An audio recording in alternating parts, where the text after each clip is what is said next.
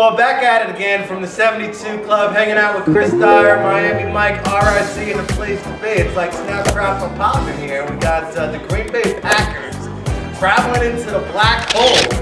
The Raiders, fresh off the win off the Broncos. Khalil Mack, return of the Mack at it. I don't know which one to have at it, but it was an unbelievable game. Becoming one of the premier pass rushers on the outside edge, that Khalil Mack. Can he carry that momentum against the Packers? Well, I mean, I tell you, he's got 18 sacks since he's been in the league. He picked up 5 yesterday. The Raiders are playing well. The defense is playing great. He's a leader of that defense. And, you know, the Packers, big win against the Cowboys, took care of business. It's going to be a great matchup. But I like the way the Raiders are playing right now. I don't think they're going to beat the Packers, but that defense is up and coming. He's going to be a star in the NFL. Yeah, that team in general is trending in the right direction. We've talked about it in previous episodes.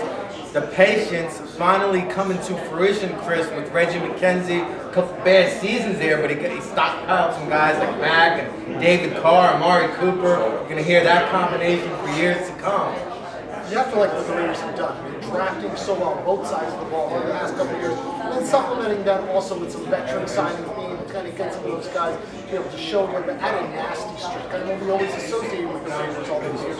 It was speed, athleticism, and then they always played with that chip on their shoulder. They were a nasty football team. And you're beginning to see it here, and then you got Derek Carr as well, who I don't think people are fully understanding how good this kid can be. The offensive line's giving him plenty of time back there. I know there's going to be some question marks in this game with Austin Howard, with his injury situation, what they're going to do right there. But I think Derek Carr might be the best quarterback to come out of the draft in the last 3 years. And he's been a fantastic player with the Raiders since he's come out. He's leading them, and they're leading. It probably would have been the #1 pick in the draft if we had to redo it again that year. I mean, they made just about the biggest impact. The Raiders were down and out, man. Marcus Russell said the Raiders are the Raiders are in the hunt, and they're an 8th seed, I believe, right now out of the top 6 to get in. 3 weeks left, and you know the Packers are tough though. This is a tough game. And when do you get a historic match? Two of the most storied franchises in NFL history.